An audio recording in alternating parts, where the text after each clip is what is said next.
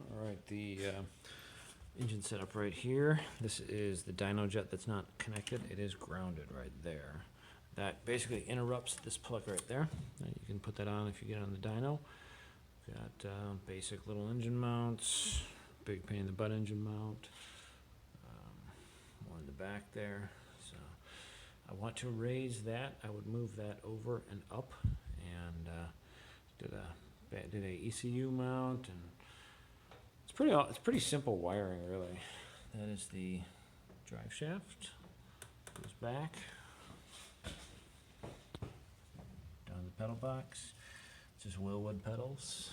A Kevlar blanket thing there on the side. Simple little shifter. Got the motorcycle gauge cluster. Brand new AEM wideband. Got a box full of stuff. My wife was going to throw this thing away, but I figure I'll put car parts in it. Some titanium bits, 3 extra coil packs, a hydraulic slave, and line. You'll need to get a new Wilwood master. A couple of, if you convert to that. It's for the R1, so you can convert that back to hydraulic. Right now I've got a makeshift cable set up on there. A couple of air filters, oil filters, the R1 book. That is basically it right there. Got a light in there because I just threw a battery charger on it. Hasn't been done anything with in about a month. Temporary air filters, big huge catch can. That is oil pressure sender and oil cooler setup. If you're just autocrossing it, you can eliminate that oil cooler setup most likely. That would eliminate some complexity. Overall, it's all pretty straightforward, pretty easy. See if it starts here.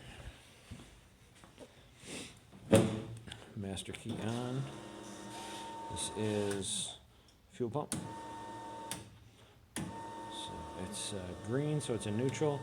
1 down is first, and then neutral is just behind it, and then second, third, fourth, fifth, sixth. So it's in neutral, so we should be able to hit.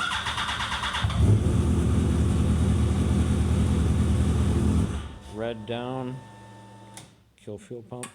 Red up, that's the kill switch.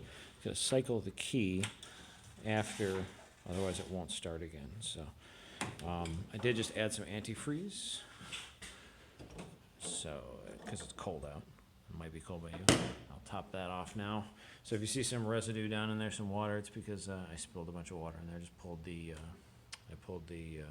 swirl pot here. Swirl pot that I added a water temp gauge to. That is that one right there. We got AEM wideband, brand new, and oil pressure. Those are all functional. Yeah, pretty straightforward, pretty simple. Uses all uncut R1 wiring.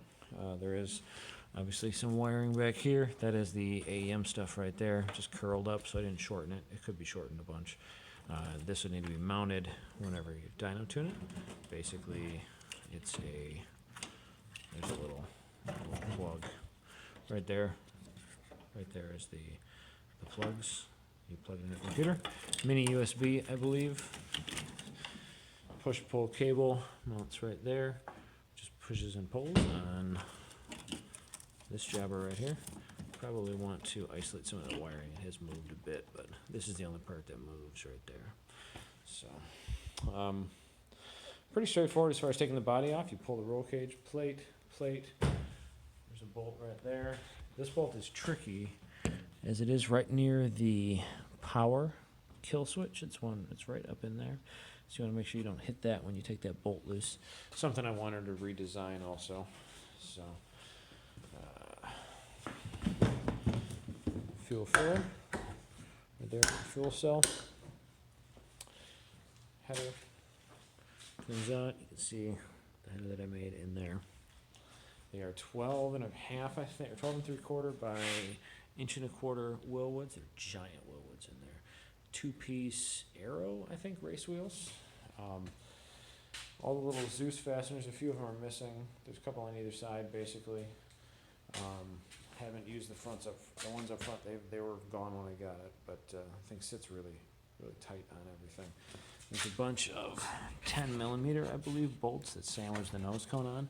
If I don't have to take it off, I'm not gonna, probably, just so that there's a good place for it to ride. You take the headlight covers off.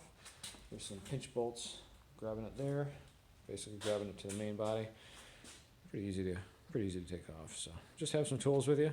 I'm gonna leave a big set of ramps with the car. They're like long 6x6 cut in half, so they're kind of long ramps. They should help you extend a regular trailer. So I apologize about the shaky video, but yeah, that's the car.